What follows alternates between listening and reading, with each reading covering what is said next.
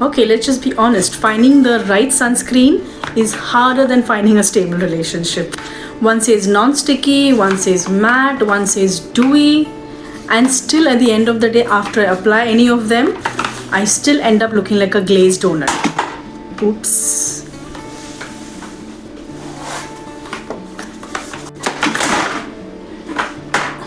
Today we are fixing that. By the end of this video, you will learn how to choose the right sunscreen as per your skin type, what to look out for on the label, and how to avoid wasting money on the ones that you don't need.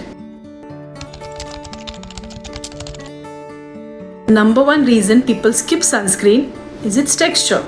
It's either heavy, it's too oily, or it leaves a white cast. But that's because we are picking the sunscreen as per the hype, not as per your skin compatibility. It's just like you're going ahead and picking up some Netflix show or just going ahead and watching a movie, just depending on the hype. But you need to choose a sunscreen as per your skin type, but not the hype or the hype. Skin type, not hype. I just created a poetry here. Sunscreen is skincare. You need to choose it as per your skin, not as per someone's Instagram review or your friend's Instagram review or your friend's suggestion. If your skin gets oily faster, then look for a gel-based sunscreen or a sunscreen which is a matte finish. Look for ingredients like niacinamide, silica, gel formulations. These control shine. Dry skin, you will love creamy and lotion formulations.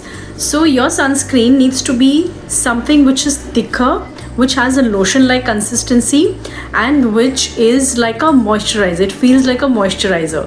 So you need to go for sunscreens which have ingredients like hyaluronic acid, then ceramides or peptides. These are good for dry skin and it provides the moisture that your skin requires. If your skin can't decide between oily or dry, then congratulations, you have a combination skin. Go for hybrid sunscreens, go for hybrid formulations but hydrating formulations. Sensitive skin folks, you need to go for any sunscreen that is fragrance free. That is the first thing that you need to look for in a sunscreen. It needs to not have any fragrance. And you could go for mineral sunscreen or hybrid sunscreens. These are gentler on the skin. And you need to look for ingredients like zinc oxide and titanium dioxide.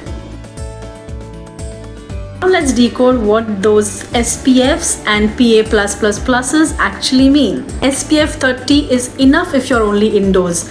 But if you're outdoors a lot, then SPF 50 should be your go-to sunscreen. And you need to look out for a sunscreen which has a rating of PA++ or more. SPF will give you UVB protection.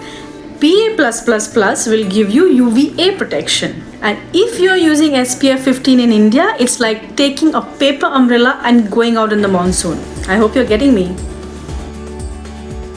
There are multiple ways on how you can test a sunscreen at home. You can always obviously test the texture on your hand. You could go ahead and see how it feels after you apply the sunscreen. Maybe take a tissue and press it across your face and see how much of oil has come on that tissue. That will give you an idea of whether the sunscreen is good for you or no.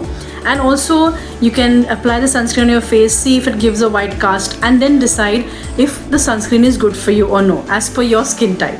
These are just different ways how you can test your sunscreen at home with no fancy tools required.